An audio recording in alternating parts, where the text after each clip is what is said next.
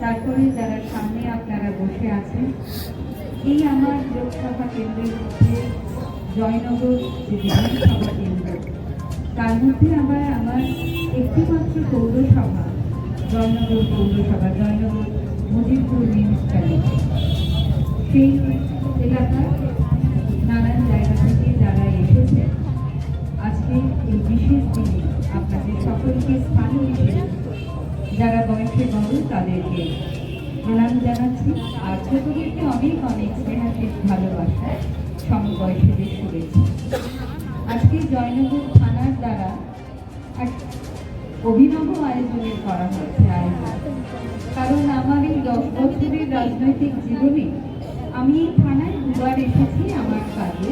এই সভায় আগের কাজটি ছিল যে সারা জয়নগর থানাকে আমি সিসিটিভি সার্ভেলেন্সের আন্ডারে রাখবার চেষ্টা করেছি, অর্থাৎ টিভির মাধ্যমে তারা দেখবে যে কোথায় কি আইন শৃঙ্খলা বিঘ্নিত হচ্ছে বা শান্তি শৃঙ্খলা রক্ষার্থে আমি সিসিটিভি যে আমার এমপিআর থেকে প্রায় 1 কোটি টাকা ব্যয় করেছিলাম, তখন যিনি বারুইপুর থানা এসপি ছিলেন সুপারিনটেন্ডেন্ট পুলিশ, তিনি সেদিন সেই মঞ্চে ছিলেন, আমরা উদ্বোধন করি। আর আজকে আমাদের বারুইপুর পুলিশ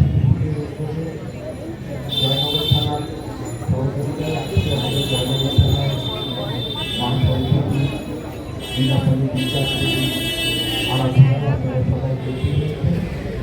একটা সুন্দর কাজ জয়নগর থানাকে করতে হয়।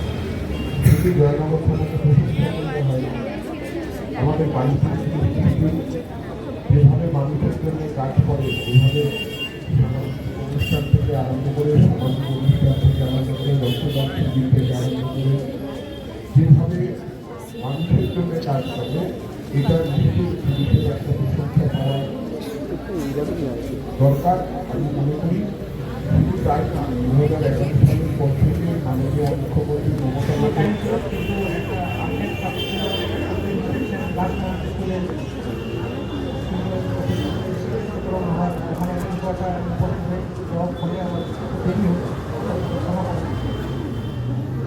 আজকে সরস্বতী পুজো আর মাকে প্রণাম জানি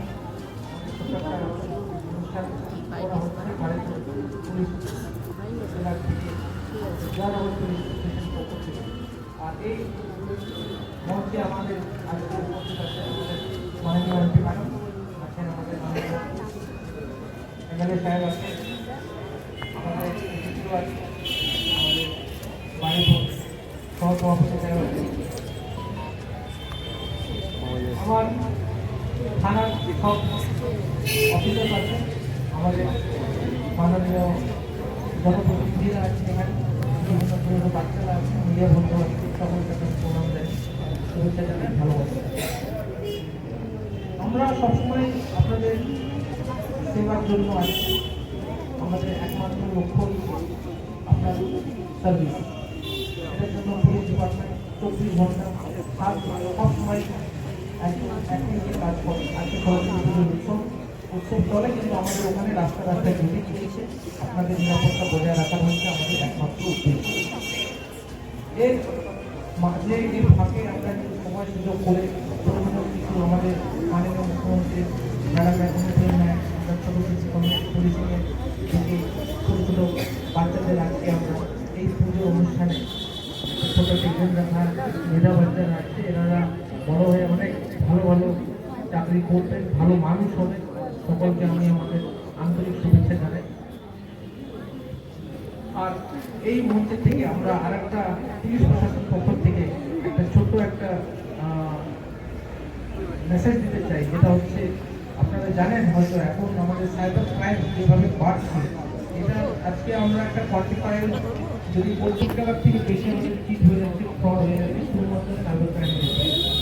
আর এটা কোনো এমন কিছু না কোনো বড় চুরি হয়ে যাচ্ছে আমাদের শুধুমাত্র অজানা আমরা আমাদের নিজস্ব ওটিপি শেয়ার করে কোনো একটা অজানা মানুষ ফোন করে কিছু একটা প্রলোভন দেখায়, ওই প্রলোভনে আমরা শিকার হয়ে যাচ্ছি। এইটাতে আমাদের দেখতে দেখতে হয়তো আমাদের অজানায় আমাদের ভবিষ্যৎ কিছু একটা আমরা কিছু একটা ইনিশিয়েটিভ করে হেল্প করতে পারবো, ওখানে অনেক সুবিধা হবে। আর এরপর আমরা এদের সঙ্গে রেগুলার টাচে থাকবো, যদি অ্যাডভাইস দরকার হয়, গাইডেন্স যদি দরকার হয়, খারাপ পদ্ধতি হবে, আমরা